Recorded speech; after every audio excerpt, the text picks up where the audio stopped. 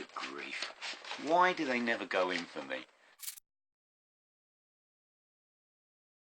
Hi everybody again, yeah, back again. Been a couple of weeks since I last did a video. Anyway, so another batch of mediocre to middling records for your amusement. These are all pretty cheap. £2, £1, 50p. Let's get straight into this one. So I've been looking out for this one for a while since I found out about its existence. Always had my fingers crossed I'd run into a copy, and I did.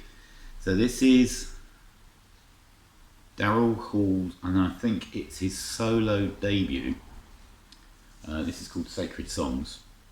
This is a little cracker of an album, actually. This is really good.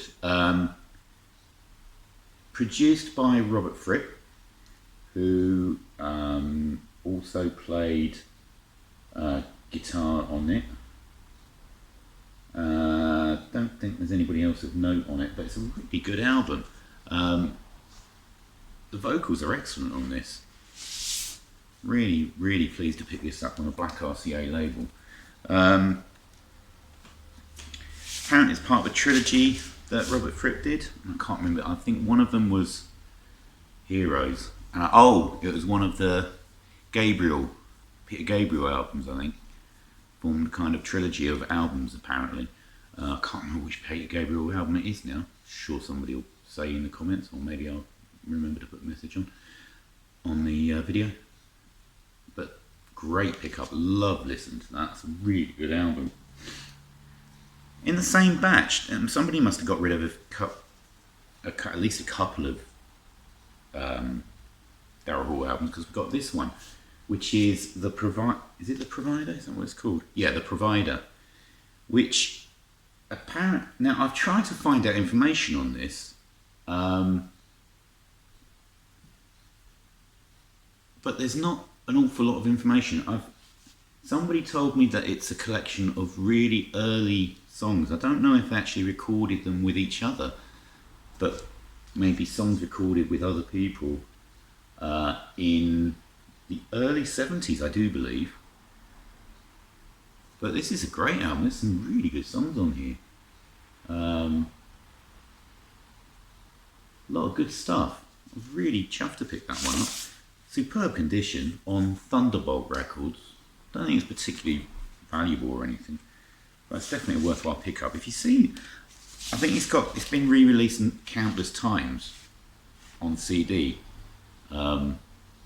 with different titles, but I was well happy to pick that one up. Always happy to pick anything I see up by this band. So I've got other compilations by this lot, especially this early era. So this is Status Quo on Hallmark.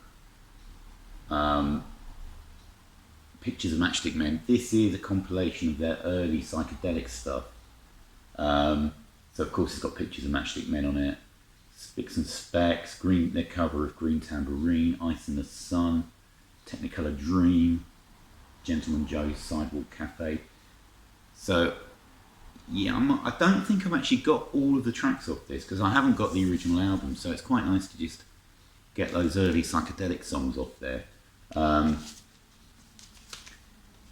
think it's just a bog standard Hallmark label, I think. Yeah, well there you go. Pretty nondescript label, that one. But yeah, that's a lot of fun to listen to. I do like the early Quo stuff, the really early stuff that was the psychedelic stuff, as well as, of course, I like the other stuff as well.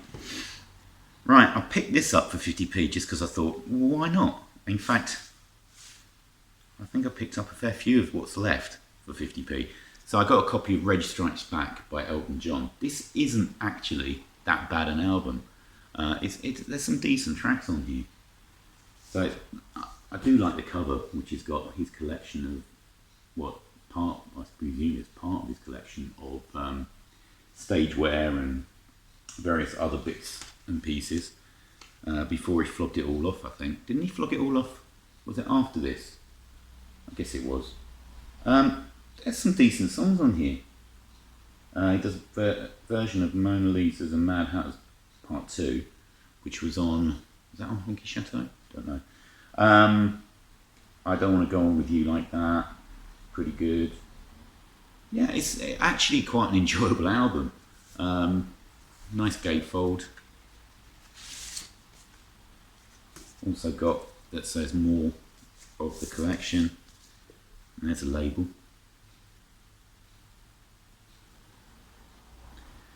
Yeah, decent enough album. I don't when I listen to like 80s Elton, I don't necessarily expect a hell of a lot. But that's 50p. Quite happy to pick that up. This is a lovely album. I've got one other album by Meola, and it's more of a fusion record. Definitely an electric setup. This is an acoustic recording. This is quite lovely. I was playing it earlier this morning. Lovely, lovely Sunday morning record. Just really chilled. Lovely stuff. When was this released? 1985, so mid-80s. Got a stock. Is this in the... yeah. Oh, Manhattan. Can you see that? There's a lot of glare off this light I've got. There we go. Manhattan Records. What was an EMI America? No, I'm getting those mixed up, those labels mixed up. So that was quite nice. That was lovely. It's called, I'm going to butcher the pronunciation. Cielo e Terra? I don't know. Probably butchered that. I presume it means sky and earth. But I might be wrong on that as well. Just him, and it seems to be mainly him and another guy, Erto Moreira, who provides the percussion. But all the guitars by Meola, and a lovely album. Right, another 50p job, and I didn't mind picking this up for 50p. Double live album from Bette Midler. So this was recorded in I think it was 1976, released in 77.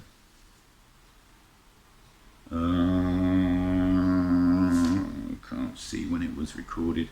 Just says recorded live at the Cleveland Music Hall. This is more of a music hall show, almost. Lots of sketches, lots of stand-up, a lot of profanity. It's a lot of fun, actually. I really enjoyed it. It's like she plays different characters, performs different songs, does Boogie Woogie Bugle Boy on Atlantic, that famous Atlantic label. So yeah, I really enjoyed it. I don't know how often I'll actually listen to it, but it actually does feel like a music hall stage show where she just does all the characters. I do like the like various bits of the show, so you get an idea of what was happening on stage. Looks like quite a production, to be honest. And there she is doing something on the back. So yeah, that was pretty good. Whipping through these, and then the last one I did pick up for 50p. Steve Carlson did I can't remember when he did it. He did a video a while ago where he was in a record store and he was flipping through records, and I think he was picking out artists he really didn't like, and that kind of piqued my interest a bit, just to test out how bad she was. So we've got a Judy Collins album. Sorry, Steve, if you're watching this. Yeah, you're probably right. Actually, it's very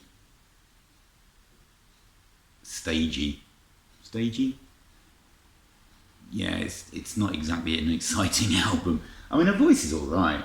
It's just not particularly fantastic. I mean, I guess the most famous song on here now is Star Maker, which was covered by the kids from Fame. So that kind of puts it at the level. I think I can show the back cover. Apparently it drew a lot of attention because of the back cover, which didn't think it was that risque. Got an inner sleeve. I guess the main redeeming feature is it's on the lovely Electro Butterfly label, which I absolutely adore. Probably the best thing about it, to be honest. But there you go. 50p pickup. I'm going to give it a go. I might give it another listen just to see if there's any particular tracks that really... She does a version of Desperado on here, which is okay. She does a Randy Newman song, Marie. Stephen Sondheim. There's a lot of songs from stage show writers, like Stephen Sondheim song. There's a theme from a movie. In fact, 2 themes from movies. The Promise and Ice Castles. Never heard of either of those films, so I don't know if they're any good. Can't get it back in. Get in. There we go. So yeah, just pick that up, see what it's like. And Steve, you're probably right. So there we go. So a quick breeze through another batch of records. Nothing particularly special. I can't really say that was an amazing batch of records. Not up there with some of the stuff I found recently, but fun to listen to anyway. Right, so that's it for now. And I'll see you all again soon. Very soon, I hope. And take care, everyone. Cheers, everyone. Bye.